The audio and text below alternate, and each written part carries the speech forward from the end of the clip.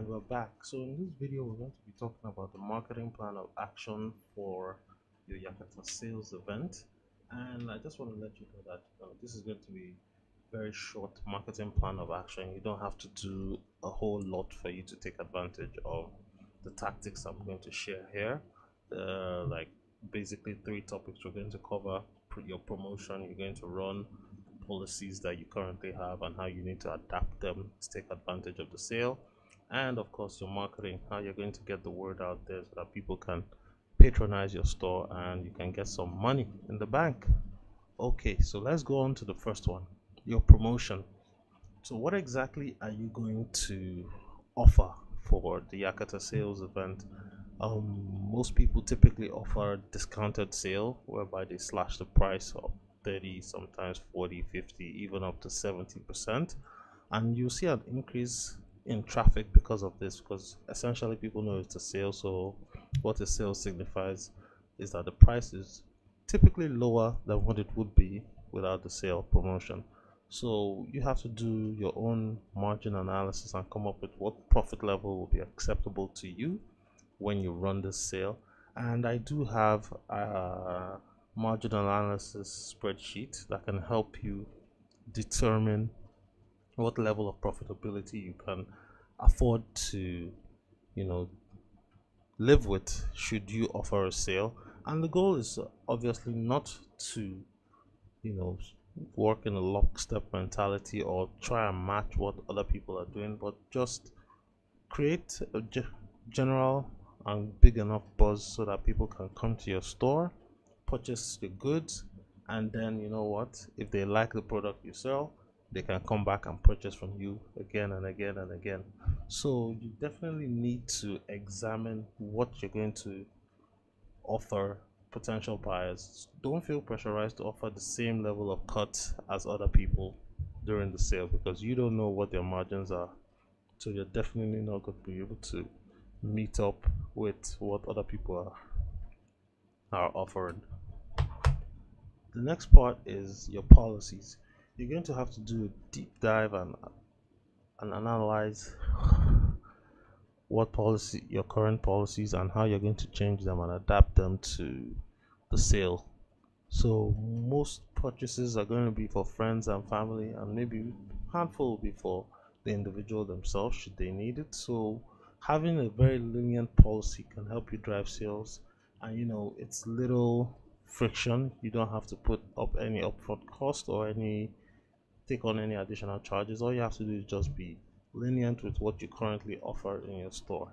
So the three types of policies that can usually be played with to help you make your store more attractive to people are the shipping policy, your return policy, and your payment policy.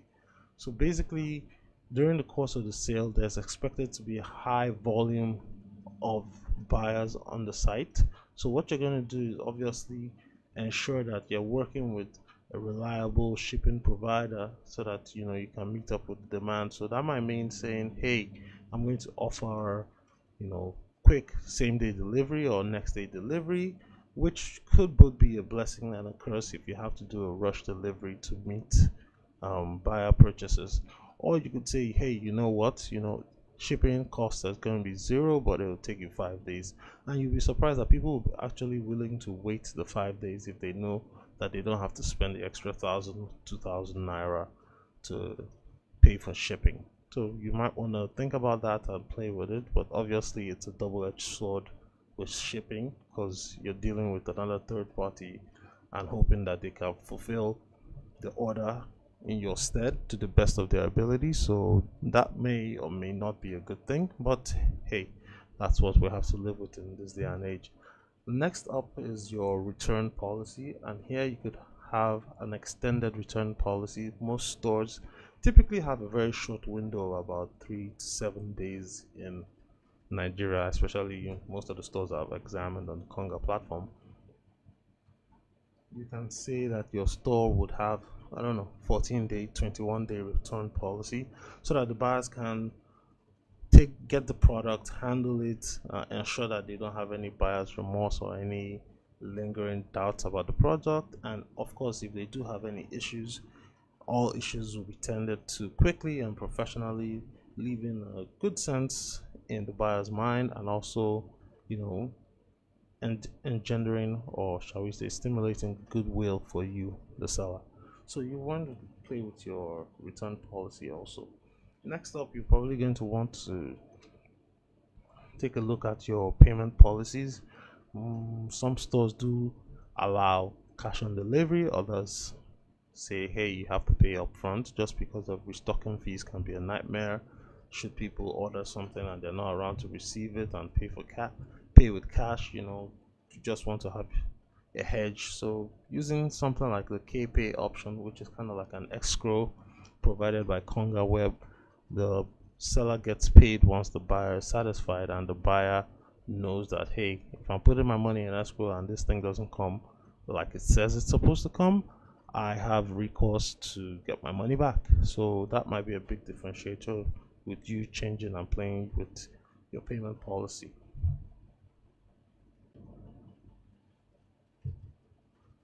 Up next, we're going to talk about your marketing strategy, and you have to look at every promotion and every policy as part of your overall marketing strategy, because you can't have one without the other. It's kind of like thinking about things in a strategic and a tactical way, where one has an overall bird's eye view of the situation at hand, and the other one is actually the day-to-day sequential steps taken to achieve the overall picture.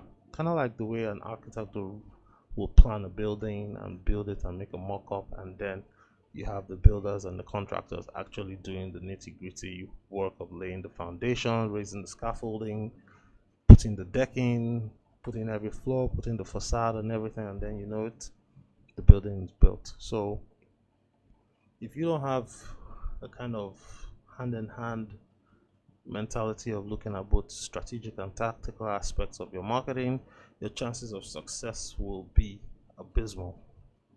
So, what are some of the marketing tools you have at your disposal? Well, first of all, you're going to look at blogs and blog posts. Now, please, ladies and gentlemen, I've seen a lot of product descriptions and a lot of websites that just have someone come and write a general or even copy something written by the person they bought the product from. So, like the supplier or the distributor, you take a generic description of what they've provided before, and then you just slap it on there and expect people to buy from you. That is not the best way to go about doing this. You want to hire or get someone who's a copywriter that can write material that generates sales, because basically that's what a copywriter does. A copywriter is someone that's trained in the art and science of written and oral persuasion. So they'll be able to look at your product, say, hey, what features do I need to highlight, or what benefits do I need to highlight? What's going to resonate more with the potential buyer, and how do I structure and drive this message so that it's easily digestible and it brings maximum results. Yeah, so in Nigeria there are handful of blogs that are like super popular. You have Linda KG, Bell Niger, Ladon Lide, and a whole bunch of others. So yeah, it might just mean taking out a sponsored post on one of these blog sites. I think for Linda KG it's about somewhere in the neighborhood of 50,000 naira for a sponsored post. The banner ads are in a league of their own, so you might want to explore what your best bet would be before you take out an ad on one of these blogs. You could also post your copy to a niche page on a forum. I think the most popular forum in Nigeria is Naira Land. So you could take one of the sub pages, like the investors page, the job page, the parenting page, or the NYSC page, and then buy a spot on the banner at the top, or even make a post in the forum itself and see what happens there. Mamalet is another parenting forum in Nigeria that's quite popular, and you can take out an ad on that. You could also take out an ad or work with affiliate marketers and several web portals like pulse.ng, not just ok.com, and something else. And what you're going to do with these affiliate marketers and web portals is you create a banner ad that's stunning and eye-catching and highlights your sales, and hopefully these banner ads will drive traffic to your Konga store. So banner ads need not be expensive. Depending on who your provider is, you can always go to a service like fiverr.com and get stunning banner ads done for $5. Or if you're interested and you have to email me to get this cheat, your down X. If you're interested, you just email me and I'll send you a website where you can do a banner ad yourself for next to nothing actually, and it'll be good, and you can just post it up and start getting traffic to your site. So yeah, so banner ads can be expensive, but they need not be expensive. All right, the next step we're going to talk about is social media. So for social media, you're going to have to create a specific post for each social media channel, and one of the tools I like using is Canva. So Canva is a quick web tool that you can use to create eye-catching infographics and general graphics for your page or your website. So take a look at Canva and see what you can do with that. I'm going to create a video for YouTube, a page post for Facebook or a sponsored ad, take out a Twitter ad, create social sharing images for Instagram, Pinterest, and Snapchat, and send out maybe bulk SMSs for WhatsApp, WeChat, to go, Eskimi, Kick, or what have you. Yeah, so there are many ways to do it, but obviously I like things that are sequential and strategic. So what you could do is you could definitely use a tool like either Hootsuite or Buffer app to automatically schedule all your social posts ahead of time, so that way everything is logged in like bullets in a magazine of a gun, and then once you set the time, the app is just going to drip it out to your followers and you'll know what to do with that.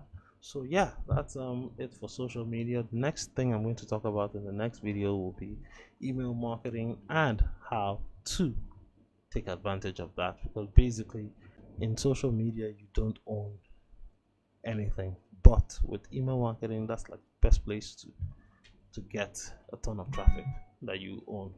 So in the next video we'll talk about that. Cheers, bye.